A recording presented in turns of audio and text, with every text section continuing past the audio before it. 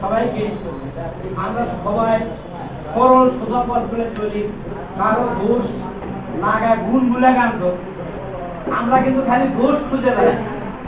সবাইকে আমরা নিজেরা সবাই নিজের দোষ সমালোচনা করি, সঠিক পথে যাওয়ার চিন্তা ভাবনা করি এবং বিএনপিকে শক্তিশালী করতে গেলে আমাদের সবাইকে অন্যায় অভিযোগ থেকে বিরত থাকতে হবে। ঘোড়াঘাটে খালেদা জিয়ার ৮১তম জন্মবার্ষিকী উপলক্ষে দোয়া মাহফিল অনুষ্ঠিত। ইমরান প্রধান, ঘোড়াঘাট দিনাজপুর প্রতিনিধি। দিনাজপুরের ঘোড়াঘাটে উপজেলা বিএনপির আয়োজনে বিএনপির চেয়ারপারসন, গণতন্ত্রের মা, সাবেক তিনবারের প্রধানমন্ত্রী বেগম খালেদা জিয়ার ৮১তম জন্মবার্ষিকী উপলক্ষে মিলাদ ও দোয়া মাহফিল অনুষ্ঠিত হয়েছে।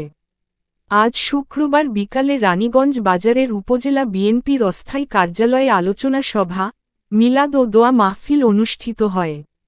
এতে উপজেলা বিএনপির সিনিয়র সহ-সভাপতি মোহাম্মদ মাহবুবুর রহমান চৌধুরীর সভাপতিত্বে বক্তব্য রাখেন সাধারণ সম্পাদক আবু সাইদ মিয়া, সাংগঠনিক সম্পাদক মোহাম্মদ মাহফুজার রহমান লাবলু।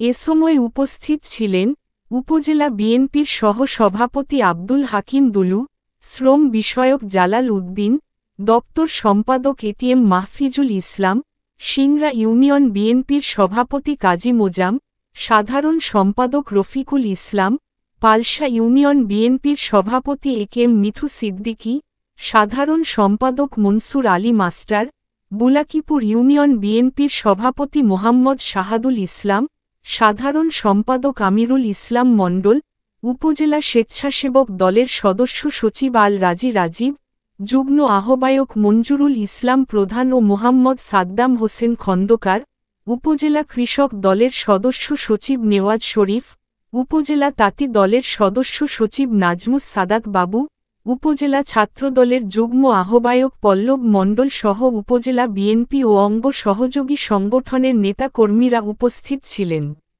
আলোচনা সভা শেষে দেশনেত্রী বেগম খালেদা জিয়ার সুস্থতা ও দীর্ঘায়ু কামনায় মিলাদ ও দোয়া মাহফিল অনুষ্ঠিত হয়।